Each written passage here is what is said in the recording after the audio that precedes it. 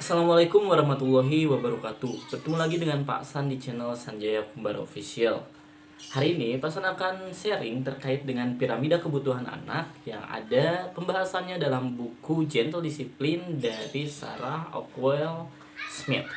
Dan hari ini kita bahas satu persatu apa saja sih kebutuhan anak yang ternyata rahasianya adalah tidak ada satupun kebutuhan anak di pola piramida tersebut yang mengarah kepada akademik. Ternyata 0 sampai 7 tahun ada kebutuhan anak berbentuk piramida yang perlu ayah bunda perhatikan.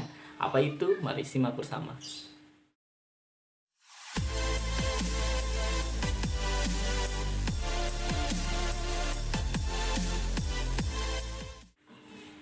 Piramida ini disebut juga dengan piramida Maslow atau pola Maslow.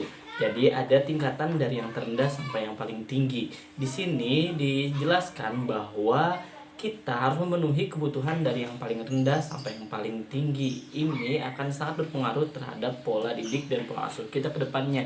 Jika kita terlewat untuk memahami dan juga menerapkan kepada anak kita dan mencukupkan kebutuhannya, maka akan jadi PR di masa depan ketika anak kita dewasa.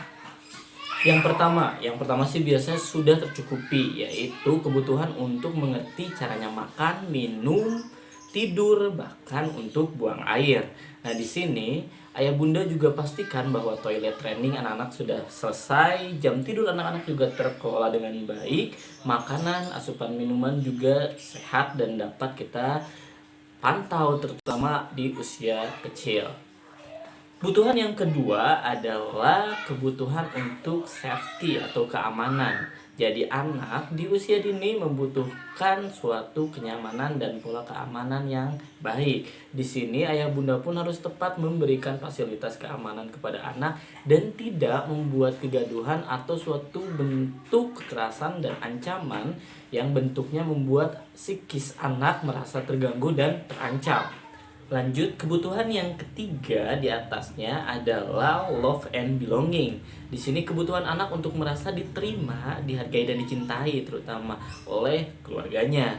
Di sini catatan untuk setiap orang tua bahwa penerimaan kita terhadap anak adalah penerimaan anak kepada kita nanti saat mereka dewasa. Itu adalah timbal balik yang harus kita perhatikan, dan juga saat anak berada di usia dini, pastikan juga seluruh curahan kasih sayang dan perhatian harus tertuju kepadanya, dan juga pastikan anak merasa diperhatikan dan disayangi. Selanjutnya di tingkat berikutnya adalah esteem. Esteem adalah bentuknya juga penerimaan tapi lebih ke fisik. Di sini tadi jika love and belonging kepada bentuk perasaan yang diterima, bentuk kasih sayang yang tercurah dan juga timbal balik.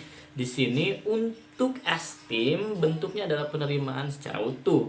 Jadi pastikan anak merasa diterima dari bentuk fisik, dari bentuk kepribadian, dan juga dari keseluruhan yang ada di dirinya. Kekurangan dan kelebihan harus dapat diterima, dan hati-hati dari ucapan kita dan juga perlakuan kita terhadap anak yang bentuknya kurang menerima apa adanya anak kita. Dan kebutuhan yang terakhir adalah self actualization. Di sini adalah kebutuhan anak untuk mengenal lingkungannya, mengenal keluarganya, mengenal dunia, dan juga mengenal dirinya sendiri. Pastikan ayah bunda bukan PR untuk mereka melakukan aktivitas-aktivitas banyak yang terlalu akademis.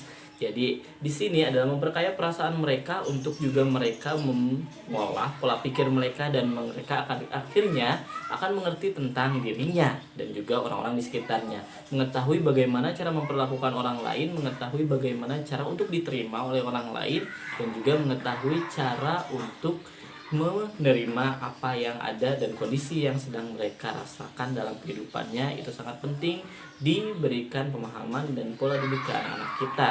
Jadi di sini Pasan bisa sampaikan bahwa dari piramida ini bisa mengelompokkan dan mengerucutkan tujuan dan pola asuh kita menjadi suatu pola asuh yang lebih kepada mempersiapkan anak terhadap kebutuhan-kebutuhan mereka di masa depan dan kemampuan-kemampuan mereka untuk bertahan. Terakhir, di piramida Maslow ini juga dijelaskan bahwa pendidikan kepada anak adalah bentuk pendampingan, bukan hanya sekedar pengajaran. Di sini bahwa materi-materi yang akan kita sampaikan kepada anak juga harus terikat dengan apa yang akan mereka butuhkan di masa depan, bukan hanya sekedar untuk melewatkan ujian-ujian yang dibentuk oleh manusia di kertas. Jadi di sini pesan gue bisa sampaikan ini juga sangat terikat juga terkait dengan konsep-konsep pembelajaran yang tidak terlalu akademis dan mementingkan terkait dengan life skill dan pola-pola pengembangan akhlak dan juga etika. Di sini semoga kita mulai bijak untuk memilih dan memilah bagaimana cara untuk menentukan tujuan dan target kepada anak-anak kita agar mereka dapat bertumbuh kembang menjadi seorang anak dan pribadi yang benar-benar matang secara diri dan personality, dan juga ketetapan dan ketahanan diri terhadap apapun yang akan mereka hadapi di masa depan. Sekian dari Pasan, tidak lupa diskusi kembali di kolom komentar dan request untuk tema-tema video selanjutnya. Wassalamualaikum warahmatullahi wabarakatuh.